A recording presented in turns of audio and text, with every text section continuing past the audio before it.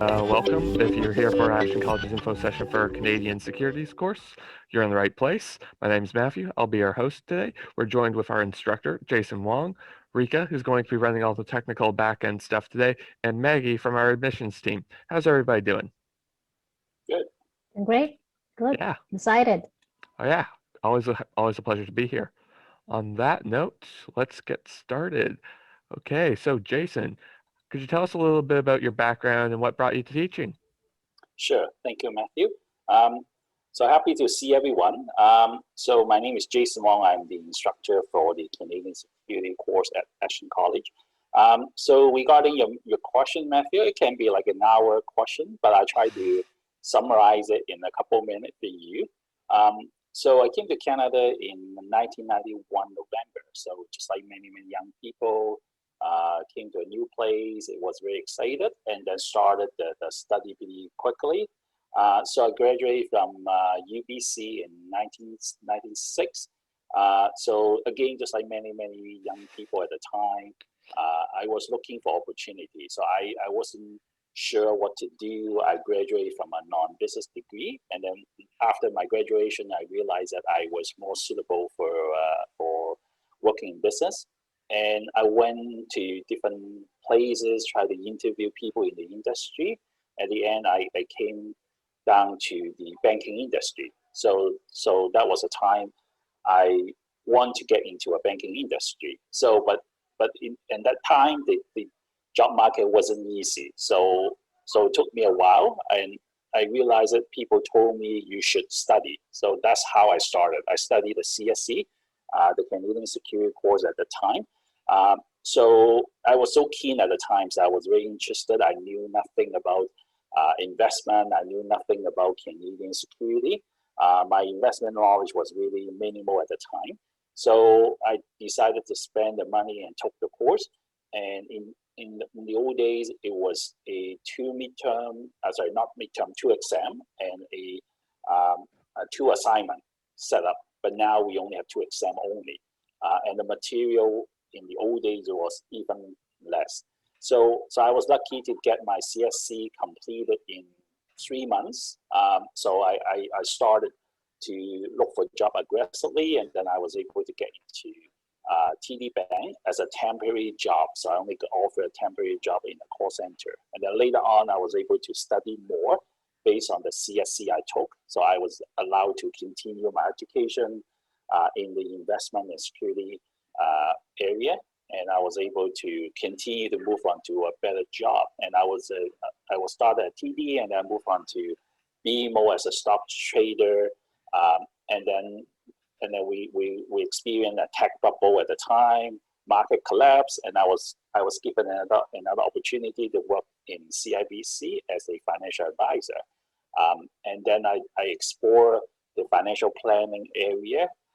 So with the CSC, with the other courses I took at the time, I was able to continue to write my CFP exam, which is the Certified Financial Planner exam. That allowed me to practice as a financial planner.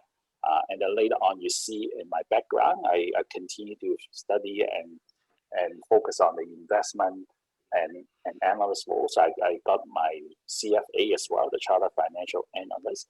My story haven't ended, actually. I continue my study because I love study. And then I continue my study to get my MBA as well. And then after that, I decided to leave the banking. And then I joined the insurance industry, become an investment consultant, business consultant. At the same time, I'm managing my own financial planning practice. So I'm still managing my financial planning practice while I'm teaching on a part-time basis. Okay, wow, that is a lot. I can see why you can say this, the long answer can take an hour.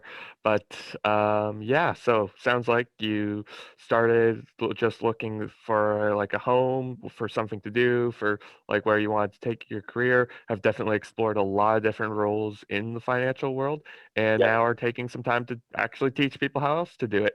Yeah, the teaching thing is very interesting because during my time to continue my education, and I also be an industry mentor. So I mentor people who are younger or who want to get into the industry. So I offer like a month, like a weekly kind of coaching or mentoring session. That was a time I was with the bank. So after I leave the bank, I was exploring how I can continue to help people get into the industry or further their accreditations or further their destination or giving them the idea about different career path. Then the Ashton position came up as a part-time instructor. So that's why how I started with Ashton College. I think it was about 5 or 6 years ago. So CSC is one of the courses I teach, and then I also teach the CFP program. I also teach the LLQP, which is an insurance program as well. Okay, right on. So, since you've brought up all your teaching for us, and we're here to talk about the Canadian Securities course, now would probably be a good time to ask, what exactly is the Canadian Securities course? Yep. What the Canadian Security course basically is, I'll say, is a mandatory kind of regulatory requirement for people who want to seriously get a job in the industry. So if you get your CSC, you are able to potentially get your mutual fund license, depends on which firm you work for. If you further your education, you might be able to get your security license. But the CSC pretty much is a very first step. The course basically structured to give you an overview of many, many different topics related to the high level economic, capital market, and also to give you a high level introduction of the structure of different business and introduce you to all the different security like stock, options, mutual funds, or any similar managed solution product, etc. So they cover many, many different areas.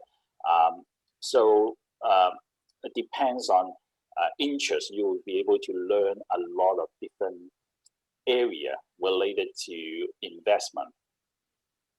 Okay, right on. No, it's definitely a good way to describe it because like where you have to get this is sort of like the entry level and it can take you a whole bunch of different ways, but this is the gateway course. This is Yeah, the like step one. yeah. I would say this is a life-changing decision. So when you take the course, if you're serious about taking it further, it can change your life. You can become someone successful in the industry. You could become uh, uh, you could develop your own business. You could suddenly work in the industry. You keep working in that, and you end up become a VP or senior executive. I see many people took that decision and end up become very successful. Yeah. Yeah. So it sounds like a lot of different people can benefit from taking this course, but is this a course that you should be taking right at the start? Is it something you can work in a related field, take this to leapfrog to a next opportunity? Is there an ideal time, or is every time a great time to take this? Yeah, exactly. Well, I would say whoever want to uh, seriously consider a new career or want to further your current career, uh, you shouldn't hesitate. You could just jump right into it. This is a course that I'll say if you don't have it, you should have it as soon as possible. It's just something it will you will learn a lot and because you will learn different area. Later on, if you want to pursue further, you are able to concentrate and focus on uh, uh, a different area based on the CSC uh, material. So this is what I did. I took the course without any hesitation. This is what I did back to 1996, and when I took it, I said, "Well, I have to get it all done really quick." Yeah, I just kind of feel like I have been behind already, so I have to get it all done really quick.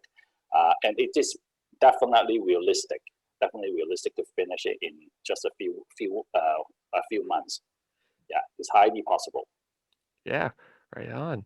So, okay. So you mentioned like being able to like do this in just a few months and and we've talked a lot about this as a career like first step, but the course objectives mentioned covering the Canadian investment financial marketplace, investment products. So if I am just trying to like invest on the side, like maybe not full Wall Street bets, but try to start like learning more about investing, Yeah. managing a portfolio, would this course benefit if that's be of benefit if that's all I want? Well, if you want to manage your own money, for example, okay, you will learn enough just to make a lot of wrong decision. So you will learn the basic, definitely. Just like you go for a driving test, you get your driver license, but doesn't mean that you're not going to cause any accident. So you still have to learn from your experiences. You have to make some mistake, and then you will keep learning and taking more courses, reading more books. One thing about investment is the market is changing every day. Okay, within the day it changed many times.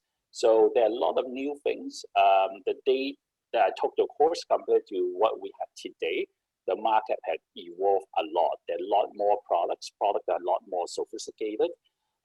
So the pace of the market have been changed much faster. In the old days, we don't have internet, so now people going online trading. You have access to all the news easily. You don't need a professional. If you want to manage it yourself, you could do it yourself. But again, you will learn enough just to know the basic. And if you think you're happy with just the basic, I can tell you, you will definitely pay some lesson. You have to pay some tuition to learn a lesson from your own mistake. But definitely, this is a course will give you a lot of basic fundamental knowledge that will take you further. And keep in mind, if you want to manage people money in the future, once you are licensed, you are responsible for their money. Okay, all the decisions you make have to be really careful. You have to do your due diligence. Part of the course material is talking about dealing with clients. So you have to have certain ethical standard. You have to comply with a certain regulatory requirement for you to manage other people's money. Okay, so again, this course will give you the idea what you need to do, but these ideas definitely won't be enough. You do need to have more experience. You do need to take more courses, but everything starts with the CSC basically. All right. Without that, you cannot go further. Okay. Okay, so we're going to pull back a bit because you talked about the basics, fundamentals being what you cover in the CSC, but what is the general structure of the course? What are these basics and fundamentals we're going to end up covering? Yep. So the course basically have two exams. So in the course material, there are 8 different sections. So the first exam cover the first 4 sections. The first 4 sections basically cover more at the high level. It will talk about the capital market, the Canadian regulatory environment, what the industry look like, and the section 2 is about the economy. You have to understand the economy. You have to study different economic indicator in order to understand the big picture. And then we start to understand different security products. You try to understand what is fixed income, what is equity, the different kind of equity, and then you will learn basic concept about derivative, like option, futures, swap, etc. Okay, but again, these will give you the basic idea. Okay, and then you try to understand the corporation financial statement. Okay, I remember financial statement might be a challenge for people who didn't finish any accounting or didn't have any business background. So because that will involve calculation and formulas. Okay, but again, those are the basic concept. Okay, about financial statement. I can see students may struggle on that. So usually we'll spend a bit more time on some topic that might be a little bit more challenging in the class. Yeah. Okay. And the second exam, the second exam would be more focused on investment analysis, portfolio management, portfolio theory, what is a process to manage people money. And then a big part of it is about different managed solution, like a mutual fund, hedge fund, or exchange trade fund. I usually find the last chapters will be interesting. It's all about dealing with individual clients or institutional clients. I think that part will be more meaningful. there are a lot of different experience I can share. There are a lot of different example situations, because when you're dealing with a human being, you have a lot more complication. So basically, different people have different needs. So that part will be pretty interesting. That pretty much about the last two chapters of the exam.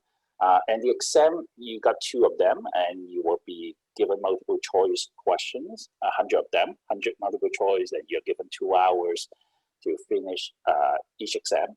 I would say there's a lot of time, so you don't have to rush for it. 100 questions for 2 hours, there's a lot of time. So they are not really super difficult, but if you study on your own, it depends on your background. Some people will find it challenging, some people would find it easy. But with the guidance through like a virtual class or in-person class in the future after the pandemic, I can tell you that definitely will help a lot, especially someone have experience can explain to you a certain concept. Again, these courses cover many different concepts. It can easily confuse students. Okay, so with the proper guidance, I think it would certainly help a lot. Yeah. Okay, that is a lot of information that we just sort of went through there, but that it is a pretty long. There's a lot to cover. Like definitely more complex. Like more and more stuff that develops. There's probably stuff that nobody could have ever like pictured happening when they wrote the first version of these exams. Yeah, exactly. Yeah. Yeah. All right. So definitely something that definitely covers a lot, definitely gives you all the basics, definitely gives a start. So, okay. So what sort of skills do you think sort of touched on this, like this being a great help for like students who maybe not don't come from like the same sort of business and like accounting, like those sorts of backgrounds, like definitely can help prepare. But what other skills are students going to develop from preparing to write this test, writing this test? Like, is it just being able to say, yes, I know what all these market options are, or does it go a little further than that?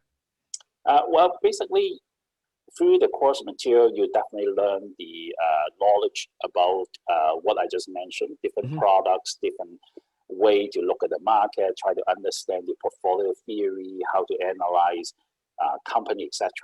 Um, and also, it will give you deeper understanding about the industry standard, the code of ethics, how to deal with clients. Because eventually, our job is not to deal with machine. We have to deal with human being at the end. Most people get the CSC, they further their career, they further their study. At the end, they still have to deal with human being. Okay, so I think with the basic knowledge or foundational knowledge, it would take you further to build relationship, build the credibility, and you end up learning how to develop your soft skill to deal with your clients. So these are the additional skill student will you start to come across and start to develop. Especially during the last couple chapters, we talk about dealing with clients, we're dealing with regulation. I'll have a lot of example, a lot of scenario that for further discussions. So again, usually these conversations will be very interesting, very interesting. So yeah. Yeah, no, I can imagine, and I like that you're sort of pointing out that like that bit of the human element there, because I know that like online only banks, robo advisors slowly becoming the rage right now, and I also know that there's perks, but it's definitely not the same as being able to sit down Mm. directly and like be a human element. Yep, yep, yeah. A lot of online platform nowadays also need to have someone like us behind the scene to provide support. So there are a lot of platform I look at nowadays. They do want advisor provide further assistance. They still need to have a face to not face to face, but virtual meeting or phone conversation with an actual person. So you do have to have certain skill and knowledge to deal with your client base. All right, right on. So, what do you think students are going to enjoy the most about like taking this course? Uh, well, it's really hard to say because every single topic I find it very interesting. Because this is more like a lot of different area. You kind of different a lot of little sample for different topics. Some people may be more interested about stock, then they might pay more attention to stock. And again, students are given a textbook, and I'm not going to just give you the textbook material because you can read it yourself. But you could have a lot of interactive tool like a stock simulator. You could have a student agree. We could have a fun, like everyone sign up for stock simulator. It doesn't cost any money. It's all online, and you could test out your knowledge. Try out, and you're given $1 million. You could start it from day one till the last day. See who is a winner, like who make more money or who lose all the money within 12 weeks. So that lot of things that we could use in the class and basically make it more interactive, and you could share with your other student about why you picked a certain stock. Is it just because of based on the performance, or based on your analysis that you learned from the course? So there are a lot of interactive discussion you can basically share, and why you sell out everything, or why you go and buy a lot more with margin because of the certain economic indicator or any policy that you see other people don't see. So you might want to share about that. So these courses will provide you a lot of practical knowledge. You can actually use it, but you're not going to use it on your own money, but you can use it on a kind of like a dummy money, that like a monopoly money that you can play around. And we can definitely use that kind of platform to practice your knowledge. And for mutual fund is another big topic. Basically, I always go into a real mutual fund company, look at different mutual fund, try to understand different mutual fund products. So that can be a big part of your second exam, basically. Okay, yeah, it definitely sounds like you can go like in a couple different directions right out of the gate, and this course sort of prepares you for two broad things. So CSC is the first step. Does it mean I have to specialize in mutual funds or specialize in stocks? Do people end up doing both? Do people end up doing something else? Like, what do typical next steps look like? Well, the CSC just gives you a high level on like a lot of security knowledge. Okay, you don't specialize yet, so this is more like a first step. If you are Okay. already working in the industry with the CSC, it will allow you to pursue a mutual fund license, but you have to work for an employer. The employer can sponsor you to get your mutual fund license. If you want to get a security license with a brokerage firm, you do have to take more courses. Okay, but the CSC will allow you to get your mutual fund license first. So again, depends on your job. If you're looking for a job in the industry, the CSC basically will make your resume look better, because if you go to apply for a banking job, branch manager love people to have a CSC because it shows that you are more keen in developing your career, rather than those who do not have anything, and when they go to the bank have to pretty much support you to write your CSC. It's kind of like chicken and egg. Is if you don't have it, you might not be able to get in. Okay, so again, you invest into yourself. That can give you an opportunity to get into the industry, and then you can decide whether you want to pursue further and focus on only at the frontline mutual fund level, or you want to pursue into more to the stock trading level, or you want to pursue to be at the institutional level, become a fund manager eventually. So you do have to study more. You have to get your CFA, you have to get your MBA, etc. So that can lead you to those decisions later on. Okay. So that's actually a pretty nice way to look at it. Like, again, key, need to have it to get your foot in the door, but it's not locking you into anything yet. It's more just, hey, I'm saying I'm interested. Hey, I'm Yeah, saying I know some of this. exactly. Even though you're just like to learn about investing, right? And I do have students tell me, oh, I just want to learn about investing, and I just want to manage my own investment. So again, you spend the money and invest into yourself first, then you can learn how to invest your own money. Okay, it works. But most people take CSC because they might be at the entry level in the industry, or they want to get into the industry. So that's why they want to take the course. And some people have been struggling to pass the course when they study on their own because they might have a full-time job and they cannot balance their time to study. For the CSC, once you register, you have a year to write both exams. But year goes by pretty quickly, right? If you don't Yes. have your own routine and discipline to study on a regular basis, then you try to rush it through at the end. It won't work. It won't work. I know some people who try a couple times, they still couldn't get through, just because they don't have the discipline, right? But again, the good thing, if you join any virtual class or in-person class, someone will try to keep you on track, right? You have to read this chapter this week, read the next chapter next week, because we will be talking about them. So that will help. That will help, basically. And to pass the CSC, you only need 60% to pass the course. So there are many material in the course. You only need to capture 60% of them. So Okay. this is how you need to pass the course. I mean, only 60% sounds easy, of course. Yeah, or you make no more than 40% mistake. Yeah, like just because there's room for error should not necessarily mean like when you prepare for something like this, like you should not prepare to count on 40% of error. Like, Yeah, exactly. Either ways work, depends on how you see it. Yeah. yeah. Yeah. Yeah, all right. So, okay, we're going to pivot back a little bit to talk a bit about more of the classroom since this seems like a good time for that.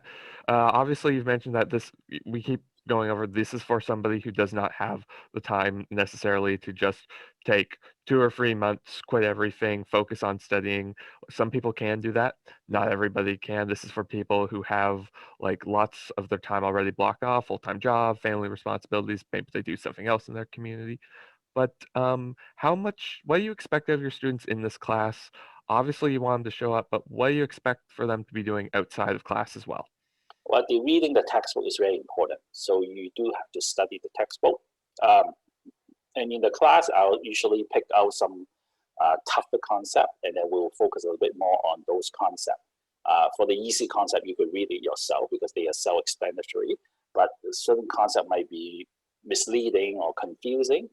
Um, so simple thing like fiscal policy, monetary policy, then you got different mechanism to stimulate or slow down the economy. Some people confuse, right? We would spend a little bit more time on those, right? And option is very confusing. You talk about option, you have to think very differently. Those topics that we might spend a little bit more time. But other than that, the other simple concept that you can read it yourself, and we will have Q&A at the end. What kind of question what kind of concept you don't understand, then we could spend some time to explain some of those. Okay, so definitely actually do the readings. Sounds simple. Yeah. But yeah, and so just maybe that's going to be different for everyone, but if you had to put a ballpark time figure on it, like 5 hours a week, 10 hours a week. Well, again, it depends on the Yeah, background of the student. If you're already working in the industry, then you might probably need to less. spend less, right? But if you don't have a business background, you don't even watch any business news, this is pretty new to you, then you would at least, you might have to spend 5 to 10 hours a week. Depends on your background. Some people might only spend 2 or 3. So the recommend time, I'll say between 135 to 200 hours for the whole program. Okay, so we're talking about over pretty much over the 12, 13 weeks. So we're talking about 10 hours a week if you really had no background at all. But if you had some background, you'll be managing your own investment, you know the difference between stock, bond, and mutual fund, then you can definitely spend less time on studying. Okay, simple enough. And how would you describe your teaching style? Well, I think my style is pretty interactive, so I cannot just sit here and talk 3 hours or 2 hours. I will fall asleep myself, so so I need to have some interactions. Yeah, so uh, what depends on the setting, right? Online might be a little bit challenging, but I've been teaching online for quite a while. So there are the activities, small group discussions or sharing is still feasible. It's still definitely feasible. And so there are a lot of things we can do through the virtual platform as well. Okay, yeah, and that leads into I was about to ask about like opportunities for interactivity because that is huge with online teaching. Like Yeah. you, like it's great that everyone can learn from the comfort of their homes, but it definitely feels nice when like there's a bit more of that human element. Yeah, exactly. Yeah. So, so like our students are free to like speak up, ask questions, use chat box, anything like that.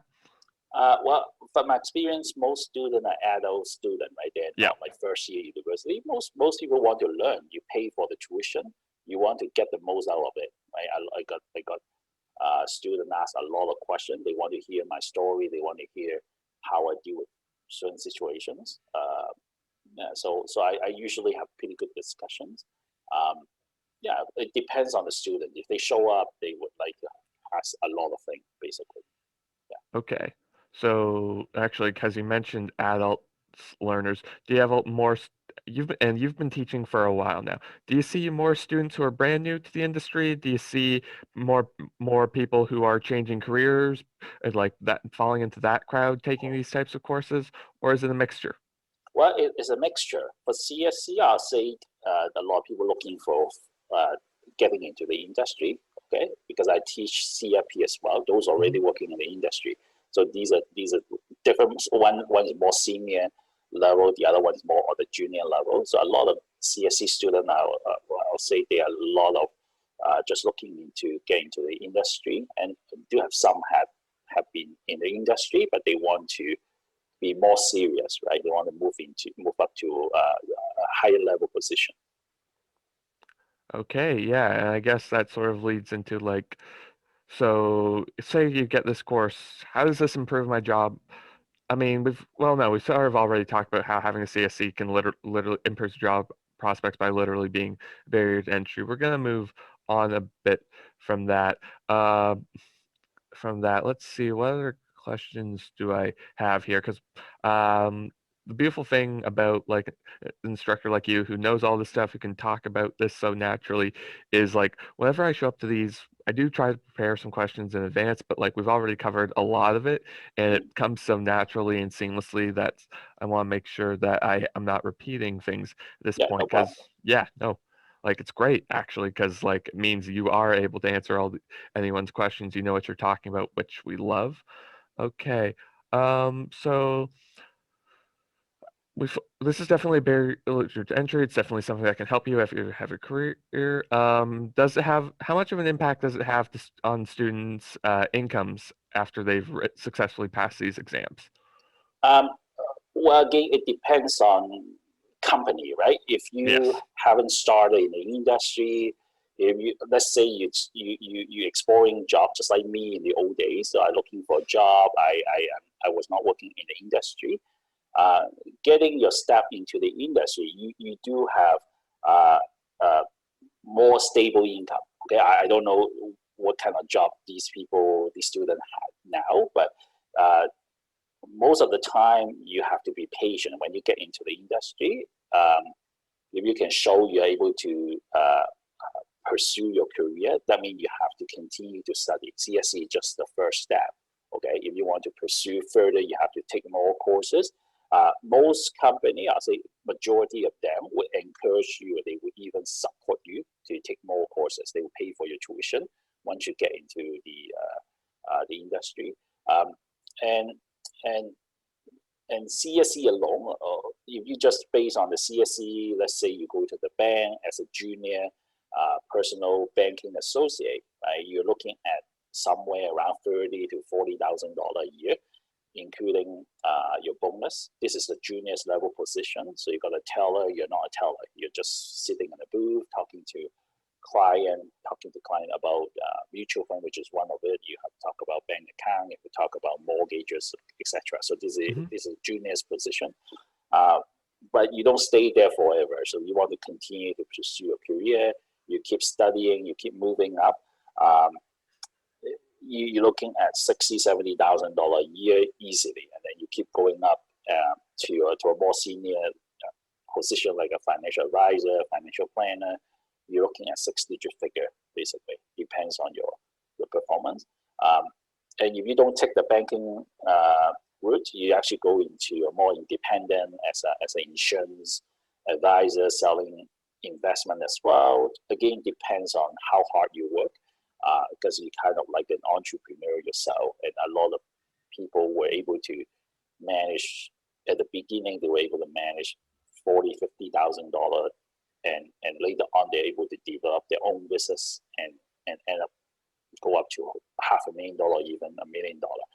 Again, the industry is so wide range, so it depends on the position, and it depends on how hard you're willing to contribute, right? And either you invest into yourself, or you invest into your own job, or into your own practice.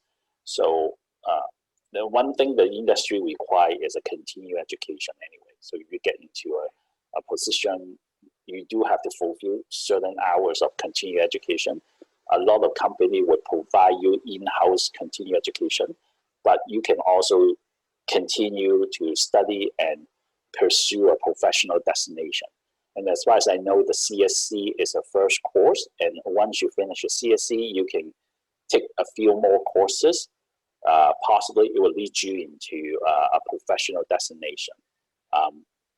And all these destinations have been posted online. You could go online and see how you need to pursue. But CSC pretty much is the first course, and then you take 4 or 5 more. Then you will have some alphabet behind your name on a business card. Alphabet. I like the way you describe it. Yes, yes, all the funny letters. Yeah. Okay, so all right, I'm going to give you a couple of questions just to wrap this up before we check in with our admissions team. Sure. Okay, so there's probably a long form answer to this question, but for maybe like a condensed version of the answer to this. What are some of the big changes you've seen in the industry? Because it sounds like you've been doing this for, gosh, 25, 30 years, somewhere in that range. Yep. Yeah. I started when I was a baby. Yeah, longer than I've been alive, I can tell you that. Yeah. Yeah, not to date myself there, but yeah, what are some of the big changes you've seen? Yeah, the regulatory environment have changed a lot. Okay, now there are a lot more disclosure. They require advisor or mutual fund representative to provide a lot more disclosure and more explanation to client. So the regulator will come down to you if you didn't provide sufficient disclosure to a client. So this disclosure including like what kind of fund you're going to provide, why you recommend those funds. You need to have a meeting note. Make sure your recommendation will meet the client KYC information, which is know your client information. So you have to really do your due diligence. So your due diligence not just on clients, your due diligence have to be on the recommendation as well.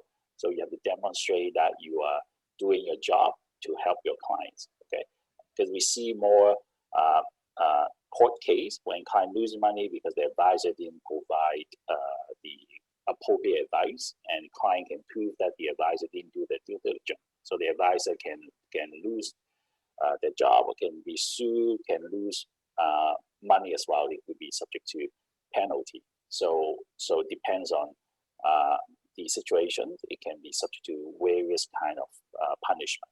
So the regulatory environment have been getting tougher and tougher. So that's why I say the continued education is important. You need to keep yourself updated. You need to understand what you've been doing is right to the client. One thing I tell people in the industry all the time is ignorance doesn't discharge you from any guilt. Okay, so you need to know, you need to learn, because a client depends on you. Okay, so if you recommend people, but you don't know what you recommend, and client come back to you and say, oh, I didn't know it. Okay, because I didn't do the due diligence, and client would take you accountable with their loss. Yeah, Yeah, because that almost sounds like gambling at that point. Yeah, you're managing other people's money is always very tough. Okay, client will cheat you, will definitely treat you well if you make them money, but if they lose money, the first thing they will just call you and ask you why. Yeah, yeah, I can imagine. And yeah, no, like if you're studying, you're doing your due diligence, you're continuing to learn, then you're making informed decisions and like managing everything. If you're just if you're like ripping off pieces of paper, sticking them to a dartboard, Yeah, probably not going to work out in the long run. exactly, exactly. So that's why you need to learn. You need to continue to learn and do your due diligence. Um, and again, CSC is the first step, and you could kind of test yourself which area you really like based on everything you learn about security, about the market. So then you can decide what you want to do next, basically. All right. Okay, two more questions then. Very quickly, a lot of educational paths out there. Why should students be taking this specific course with Ashton College and with you? Uh, well, again, you could take this course yourself, the CSC. You could pay for it and buy the course. I think it's $700. You get the textbook. You get the online support from Canadian Security Institute. And again, I assume you are really self-disciplined. If you're self-disciplined, you don't need anyone teach you. Okay, so if you're able to spend 10 hours every week, or maybe 2 hours every day without watching TV, without playing video game, after work, go home and study, then you don't need me, definitely.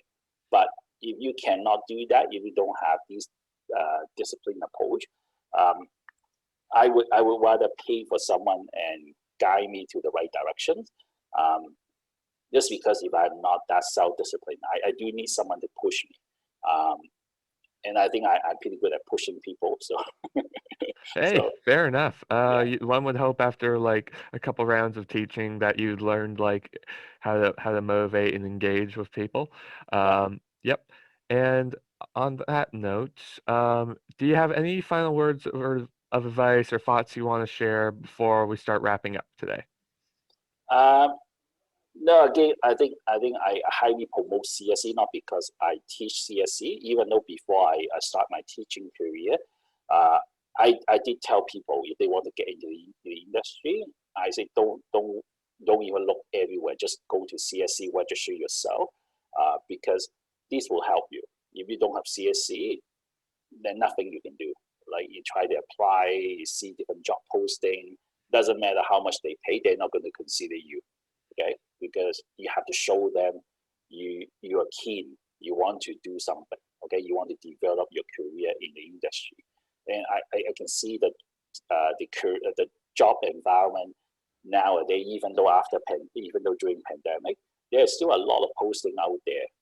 A lot of hiring manager or branch manager. I worked with them before. When we worked together, I talked to them about um, um, who they want to hire, why they want to hire. They always love to see people who study the CSC, because it just really showing that the candidate is serious about his or her career. So so people love it, like manager love it. So they will keep you, they will give you a lot of opportunity, and there are a lot of opportunity in the industry. Even during the pandemic, I see many hiring position out there. When I was in the hiring manager role, I had problem to hire someone. So I pay people 70 grand. I cannot find the right candidate. So it took me like 3 months to hire someone. So, That's so, long. so the industry is actually pretty strong. It's growing. And last year, I can tell you, I'm still in the industry. The last year, uh, it had been like one of the record year for company in the industry. They have even more businesses, right? Hmm. So and manager looking for more people who can do the job, and it's not easy. It's not easy. So All right. Okay. So thank you for answering all the questions I had. So Rika, I know that if we're going to do a moment to before we move to dealing with all the emissions, I'm actually going to take a moment to pause and let anyone who's watching have their questions directed to Jason so we can answer them now. Rika, did we get anything from Facebook?